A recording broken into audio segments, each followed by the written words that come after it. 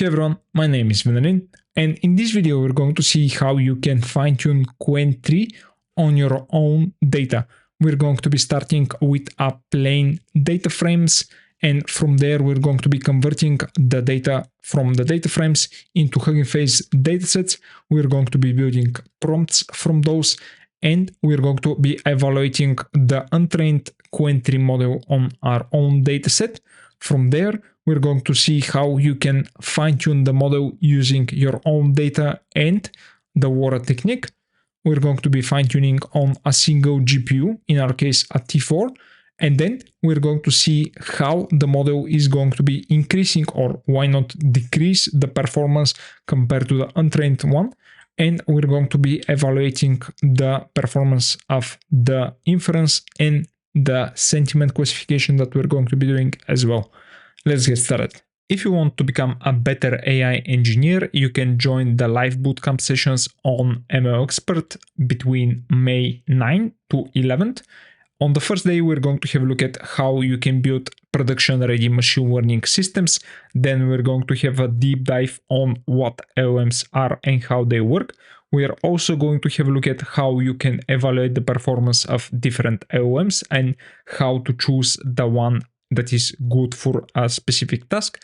And on the third day, we're going to focus on building AI products such as RAGs, CAGs, agentic applications, and then we're going to have a lab session on fine-tuning LLM. So if you want to join the live bootcamp sessions, go and subscribe to ML Expert Pro. Thank you. The dataset that I'm going to be using is based on the Financial Tweets Crypto by Stephen Ackerman. That dataset is available on HuggingFace. What I did with this dataset is to essentially go through the examples. Let me open those here for you. And you see that this dataset is relatively complex. It contains URLs to images and the images themselves. But more importantly, it contains tweets and their text along with a financial info, that is the ticker they're containing within the crypto asset and the sentiment itself.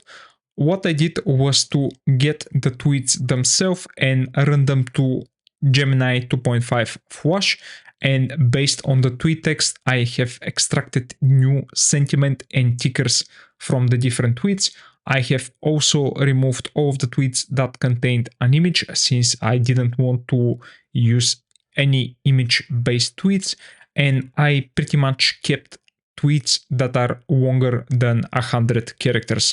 The fine-tuning experiments that I did were done in a Google Colab notebook, and as you can see, I'm using pretty much the smallest and the weakest possible GPU. This is the T4 GPU, and this GPU has only 16 gigabytes of VRAM, so all of the fine-tuning that I'm going to show you is done on this GPU. Then we have a lot of dependencies. I'm installing the latest versions of the transformers, the dataset library, and the bits and bytes. I'm going to be using a quantized version or loaded quantized version of the original Qwen model for the fine-tuning. And then I have a lot of imports. You can note here that I'm using the data collator for completion only language modeling. I'm going to explain why and why not you might not be using this. Then I have a lot of setup for the plotting libraries, and then you can see that actually I am fine-tuning Qwen 3 0.6 billion parameter model. This is an instruction-based model, and I was really curious of whether or not this reasoning model can be fine-tuned on a small dataset and produce much better results compared to the untrained one or even larger models. So what do we have in our own dataset? And again, this is based on the original dataset that I show you within the HuggingFace datasets. So here I have two Parquet files and everything. If you want to get access to this, please go subscribe to ML Expert Pro. The whole notebook along with the datasets are going to be available there. And you can see here that I have two Parquet files with the training and the test sets.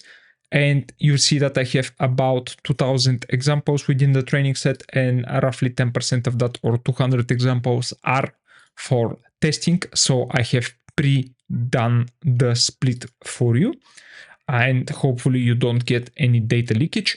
I was trying to essentially deduplicate the dataset as much as possible. And then this is an example of what we have within the dataset itself. We have a timestamp. Some of those tweets are from different times. As you can see here, I have a lot of tweets that are from different years even. I have split the information and randomly sampled some of the tweets. Then I have these tweets within the text here, along with the tickers or the cryptocurrencies that this particular tweet is talking about. This again is taken based on the Gemini Flash 2.5 classification, and then the sentiment again done by the same model. Also, I have this column, sentiment reasoning. I asked the Gemini 2.5 Flash to give me a short sentence on the reasoning of why exactly it has chosen this sentiment and these stickers. So in essence, this sentence is going to contain that information, and I'm going to be further fine-tuning the reasoning of our Qwen model with that information. So this was pretty interesting compared to previous LLMs that I was mostly fine-tuning without the reasoning capabilities, and I'm going to show you how you can integrate this within your training pipelines. So the first thing that I do when I have a new dataset is to have a look at the balance of the labels that I'm going to be classifying, mostly the dataset within. And one of the important features of our dataset is the sentiment for the current tweet. And you can see here that we have a fairly neutral balance between bullish and neutral, but the bearish side is unfortunately not so well represented. This is a red flag when you're looking through a dataset. But for this particular example, I haven't done any resampling or other techniques in order to essentially clean up this dataset. For this example, it is pretty easy to have a look at the original dataset and get even more tweets that are all bearish, and then fill in within the dataset since we have a lot of tweets, and probably that would improve the performance of the final model as well. But in this example, I've tried to keep things as simple as possible, and I have tried to get the unchanged or original data as much as possible as well. You can see here that we have roughly the same distribution within the test data frame or the test set for the sentiment, so those are pretty representative of each other. Then I have continued with removing the URLs from the tweets.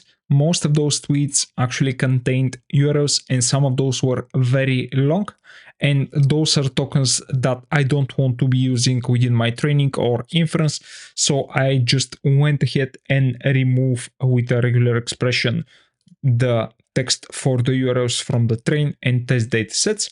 Then I have converted the data frames to a HuggingFace dataset object, and you have this static method called fromPandas. Then you're essentially providing the data frame, and then I don't want to preserve the index since this is not something important for me. And you can see here that we have the features with the timestamp, URL, tweet, tickers, sentiment, and sentiment reasoning with the correct counts for the two datasets. So now, or at least from this point on, we have the HuggingFace datasets. So next, I have tried to do a somewhat optimized prompt to have a good comparison, or at least fair comparison between the untrained and the trained model, and to have a look at whether or not fine-tuning a model of this size is actually worth it, even if you have 2000 examples only. This is the prompt that I have used. You can see that it contains a lot of XML formatting. This is following best practices for pretty much every model right now. And since this is again a small model, probably a lot of structurally correct input is something that is going to be benefiting the model. So you can see here that I have asked the model to extract the overall sentiment regarding the cryptocurrency market or specific coins. Choose one: bullish, neutral, or bearish. A list of cryptocurrency tickers mentioned: BTC, Ethereum. one sentence explanation justifying the sentiment. So this is analyze the following text, and this is the text. Here we're going to replace the text of the tweet itself. Note that anywhere I'm not mentioning that this is a tweet in the examples. Probably you can try to mention that. I don't think that this is going to change the results that much. Then I'm going to be using the standard think prompt within the response format here. One short sentence for the reasoning. I'm giving an example of the response format. And then within this JSON, I'm going to be asking for the sentiment and then the list of the extracted tickers for the cryptocurrencies. So this is again done within this XML output. And this will be essentially the prompt that we're going to be passing. So this is the response template. And here you can see again the standard prompt with the think commands or the think tags. These are essentially the default for Qwen. And then I'm going to be replacing here the prediction itself. So I have this function, and this function is going to be taking a list of examples, and those will be from the dataset. And then based on those examples, I'm going to be converting them into a standard list of messages that I'm going to be passing for further processing down the line. So when you're having a model that is working with these messages with a row of user and then a row of assistant, where pretty much you can do this with the OpenAI API, the Gemini API, OAMA, Quote APIs, etc. This is pretty much a standardized way to work with those models. So for the user, this will be the prompt formatted with the tweet text.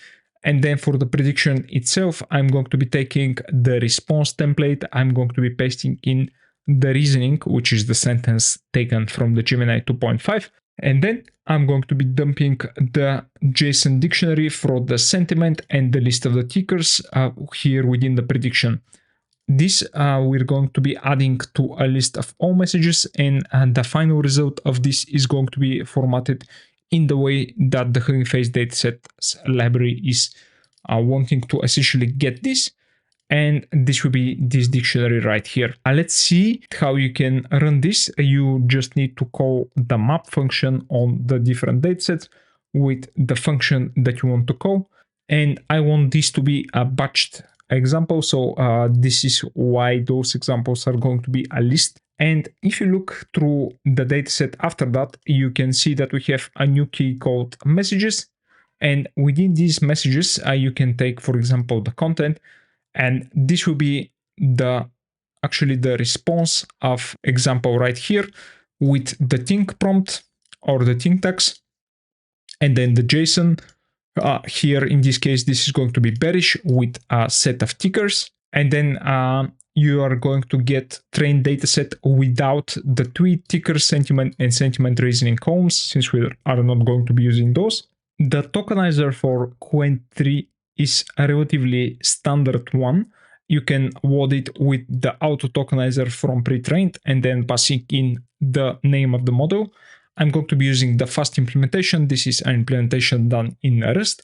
And one interesting thing here is that you're going to see that a beginning of sequence token is not defined for this tokenizer. I'm not really sure why this is the case, if this is an error in the implementation or if there is a reasoning for that. But we have the end of sequence token, and this is this I'm_end. Also, we have a padding token, which might be useful as well.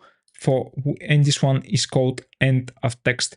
Of course, we have the tokenizer method apply chat template, and I'm going to show you how a single message or a single list of messages or conversation is formatted for you in a final string. So essentially, if you are working to fine-tune Qwen 3, strings need to match this format. Again, this is done for you thanks to the apply chat template. I am start. This should have been this token. I'm not really sure again why this is not the case. Then we have an user, then the prompt that you're passing in, and after this is done, you have the end of sequence token, this one, and then you have again a start of next sequence token with assistant. and then this is ended with the end of sequence token. So again, if you're working on your own data or if you're modifying this example, make sure that the formatting is correct. Otherwise, you probably get a lot of strange errors when you're tuning the model or doing inference. One of the mostly common found error, at least that I found, is the models are starting to repeat the last token or let's say a sentence until indefinitely, and you essentially don't get a stopping sequence when you're doing inference with your trained models. So next thing that I like to do within those examples is to understand what length of tokens I'm going to be fitting my dataset within. And to do that, I'm essentially redoing the apply chat template, doing the tokenization here, and converting all of the messages within tokens. So in this way, I will know how much tokens the model is going to be taking during the training. And probably I would limit based on that. So in this case, you can see that we are well below 512 tokens. You can see the distribution here. The majority of the mass here is around 250 tokens, which is great. Our training is going to be very fast. And of course, you can decide on a limit for your sequences based on this information right here. Since we're training on tweets, we are expecting those tweets to be relatively short. Of course, this is a double-edged sword, since when you're having shorter texts within the dataset, you probably don't have a lot of information that your model is going to be using. So yeah, that's left. So how do we build the model itself? And I have already told you that I'm using a 4-bit quantization. Fortunately for us, the transformers library has deeply integrated bits and bytes. And what I'm doing here is that I'm loading the model in a 4-bit format. And I don't want to be double quantized, since this is a relatively small model, only 600 million parameters. And I'm specifying the compute type, which is going to be binary float 16. Since this is a relatively new CUDA version, this is going to be supported. And it looks like it works even on this older T4 GPU. And the next thing that I'm doing here is loading the model itself along with the quantization config. I'm going to be leaving the device map to auto. This will put essentially the model on our GPU. And the torch D type hopefully is going to be inferred from this. And then I'm going to be using eager attention implementation. So if I was using, for example, flattening of the sequences, this would have probably been the best choice. Of course, in this example, on this T4 GPU, probably this doesn't make, let's say, a huge difference, since the performance of this GPU is quite low compared to newer GPUs.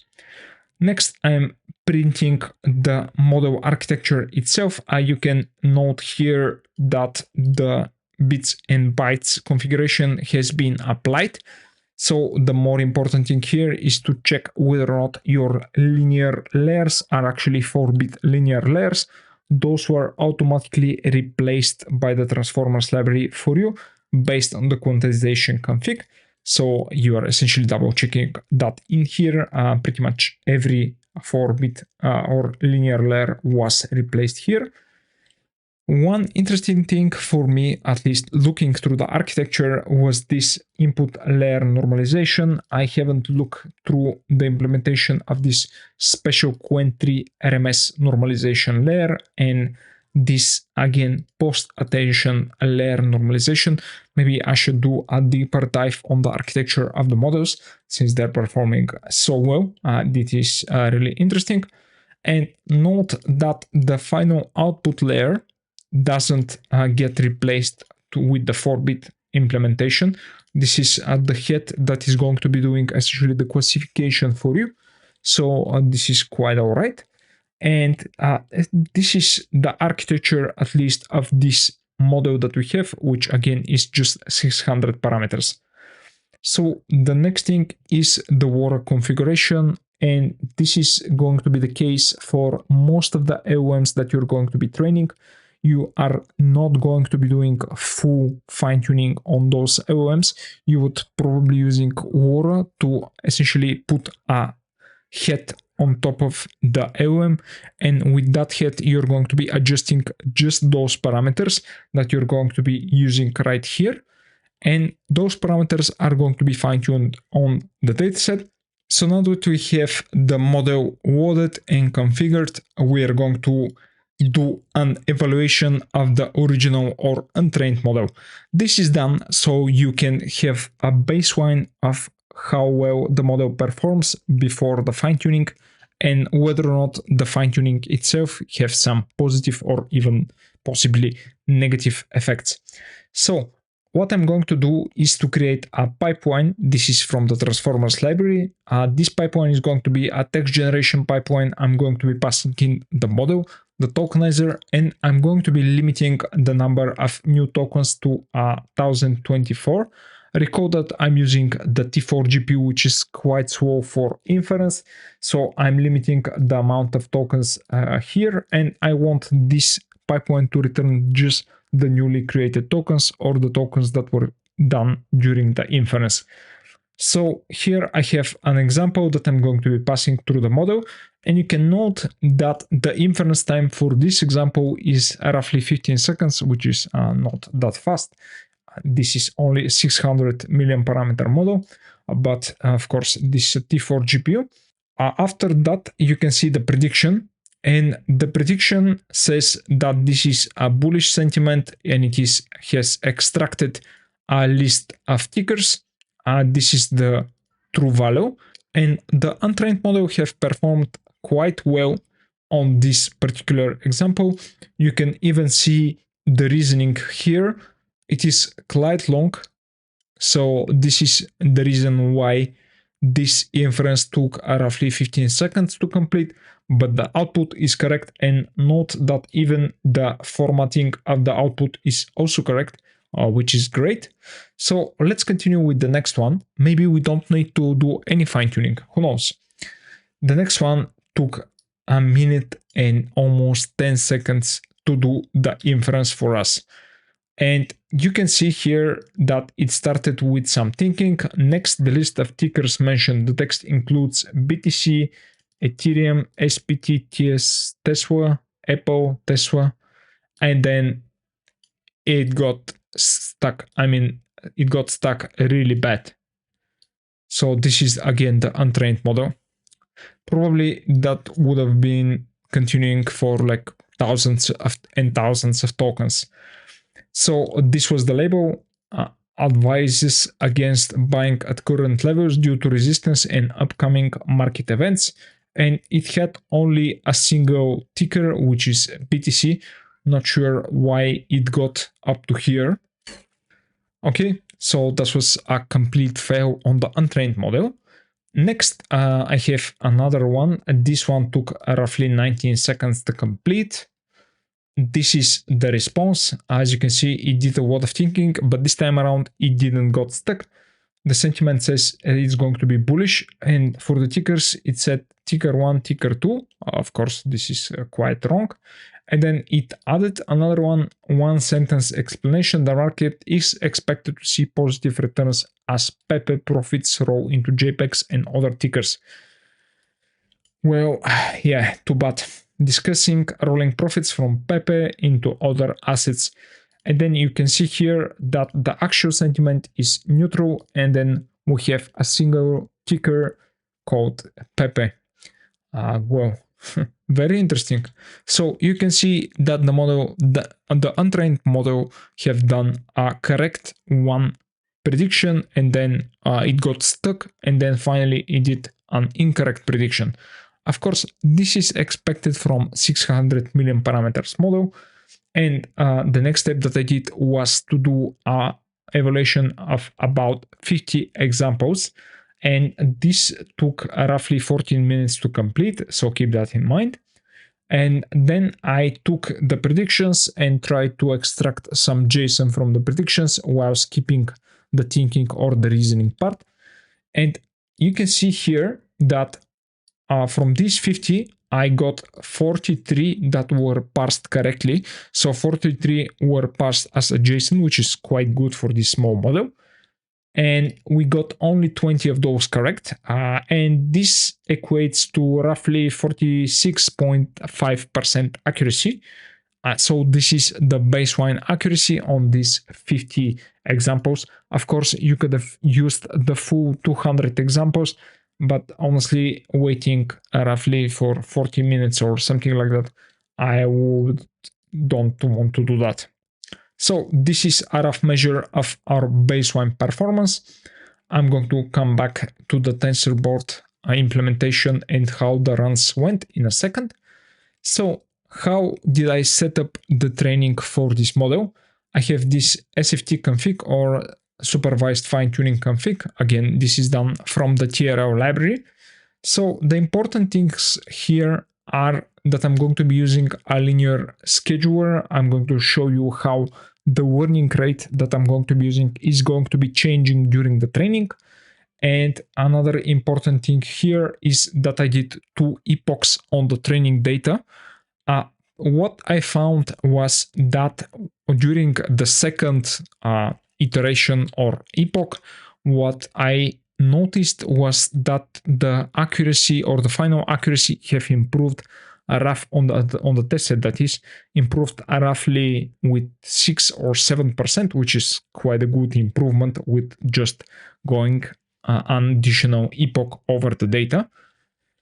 Next, you can see that I'm it is possible to run per device train batch size, and here you can note that I'm doing 4 examples per batch, and this was using roughly 12 to 13 gigabytes of VRAM while training, and I'm using gradient accumulation. So essentially I'm simulating a batch of size 16 when I'm calculating the losses and doing the backpropagation. So this was added since essentially I got these warnings from the work configuration. I believe that it didn't know what the labels were, so I'm adding it back in. The warm-up ratio, I'm going to be warming up the warning rate. Again, you're going to see that in the chart that I'm going to show you from Tensorboard for roughly 10% of the steps that I'm going to be doing. Then I'm adding completion only was equal to true. And the documentation says that if you're using a dataset that has a completion style dataset, you would probably be formatting the prompts or the dataset into a different format. I didn't see any performance degradation while I was using this, but I'm not really sure if this is going to be helping you if you want to complete or calculate the completion only loss.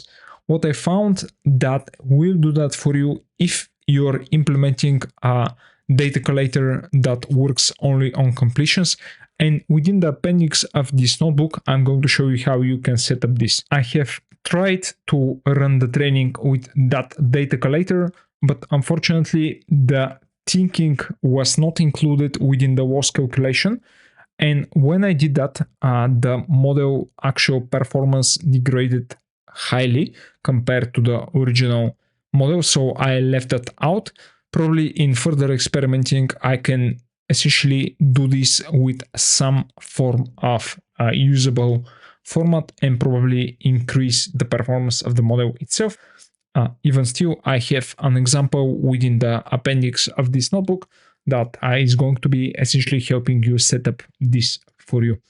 Next, I'm going to be having this Adam WDK Fix 8-bit optimizer that uses hopefully a little bit less GPU RAM to essentially give you the same performance as the Adam WDK optimizers. And another important thing here is that I'm going to be using again binary 4.16 formatting for the training. And all of this is provided to the SFT trainer with the model tokenizer, work configuration, and note that the processing class, this was changed within the SFT trainer. Now this is going to be the processing class. They did that change probably because now we have models that can handle images, audio, or multimodal models, and then this processing class can be a tokenizer or something else. Then I'm going to be passing the LoRA config and the training set. I'm not passing in the test dataset since I'm going to be using the evaluation on my own, and probably I can create a validation set for that and pass it in, but in this case I didn't. I just wanted to see whether or not this had some merit when fine-tuning it. So how many parameters are we using for the training? This is really important. Since we have a smaller model, I have increased the LoRA rank, and I am using essentially 20 million parameter models, or roughly 3.3% of the original parameters as trainable parameters. Of course, those are going to be put on top of the original 600 million, and this is performing quite well. The degradation of the training and the inference is pretty much negligible with those amounts of parameters. And I just took a look at the final training set to make sure that the trainer have done the necessary tokenization, and it actually did. It now contains this field called text, the input IDs, which is going to be created from the tokenization along with the attention mask. And I just checked a single text, and here you can see that the actual text that is going to be used to train the model is very nicely and properly formatted. The chat template have been added correctly. This is again really important when you're starting the training. So this made me feel a bit more safe with what might be given to the model during the training. So the actual training took the 2 epochs, that is, took 31 minutes or roughly 30 minutes. The first thing that I noticed is that we started with a very high training loss, but like 45 steps in, this is times 4 actually. Yeah, this is time 4, so roughly 180 examples in, if math is correct. We got a loss of 1, so the loss was reduced by a factor of 3. And then you can see that this pretty much plateaued at around about 0.8, 8.5, something like that. And it looks like the final training was done in, as I said, roughly 31 minutes. I have tried to tune this model on the same dataset on a single epoch, and again, the result weren't that good as training on 2 epochs. So even though the loss was not that great compared to one another, or the reduction of the loss wasn't that great, in the evaluation steps, it appeared that this has made difference. One thing that you need to understand here is that the loss is computed on the reasoning steps, which is something that can be a bit of finicky, let's say, loss calculation. These are the training walks from my Tensorboard dashboard. First thing that I want to show you here is the learning rate. As I have already told you, at this, let me actually zoom in this for you. So roughly at a step 30, the learning rate essentially peaked, and from there we got this linear decline through the steps. As I have already told you, we are using roughly 10% of the information or the training steps for a warm-up. Then I am going to show you the loss itself. So you can see that we plateaued at, let's say, step 145 or something like that. And from there, we didn't make much improvement, at least as far as training loss goes. Another very important metric here was this, again, automatically done for us, which is quite nice. For the mean token accuracy, Here you can see that we have slight improvements up to, let's say, step 20, to 30, but it wasn't that great. Of course, those tokens include the reasoning tokens, and I would say those are pretty hard to predict. But even still, you can see that the was essentially once it got a bit lower up to down to about 1, you can see that we pretty much started the more important part of the mean token accuracy was done for us. So this is pretty interesting, and it is nice that those charts match that well for us, since it would be a bit strange if that is not actually the case. Now that we have the trained model and looked through the Tensorboard, which suggests that we have a model that has been trained and the loss was reducing and the mean token accuracy was improving, we can get a look at the final model and try to evaluate the performance on our test dataset. So now that I have trained the adapter, I'm going to be saving it to a folder called adapter, and then I'm going to be loading the adapter itself. I just want to do that so I have a checkpoint just for the adapter into a single folder.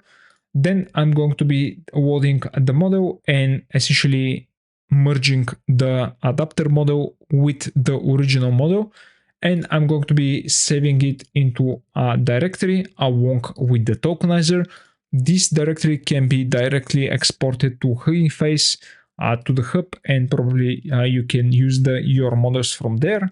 I want this to be saved as saved tensors, and you can specify the shard size, that is the maximum file size for each shard of the model. In this case, I believe it was just 2 shards for the model, since the model was lower than 4 gigabytes. And then I'm loading the final model into an auto model for causal language modeling.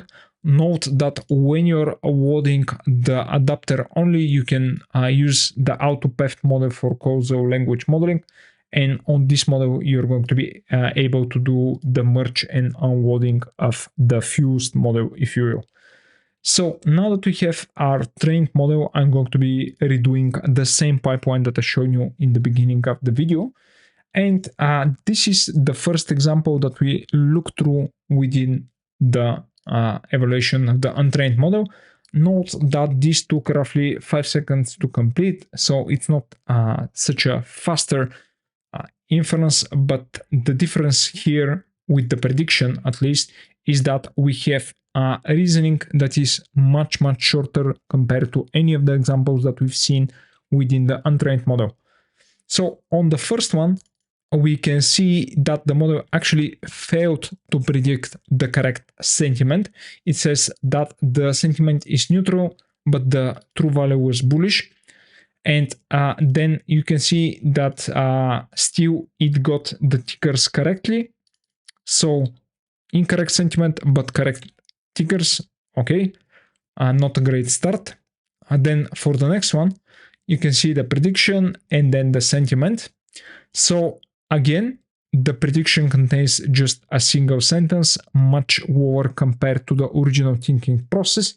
And this time the sentiment was correctly identified along with the tickers.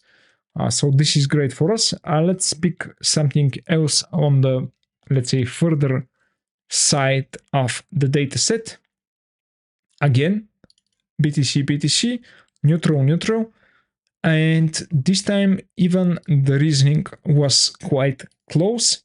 So I would say that the reasoning was vastly more similar to what we had within the training set. And thus far we have some improvement within the extraction of the sentiment or the prediction of the sentiment and extraction of the tickers themselves. And another one before doing the automated evaluation of the accuracy. Here you can see that again we got the bullish sentiment correctly, but this time the label actually contained this $sign oats, which is, I believe, wrong. I'm not really sure. And our prediction is actually better compared to even the labels if this is the case. So I would say that our model is performing quite good. Quite good model. Okay. So here I did the evaluation on all of the examples, and this took only 7 minutes. This is, of course, due to the fact that the thinking of our fine-tuned model is vastly smaller compared to the original one. And this is the dataset with the 200 examples.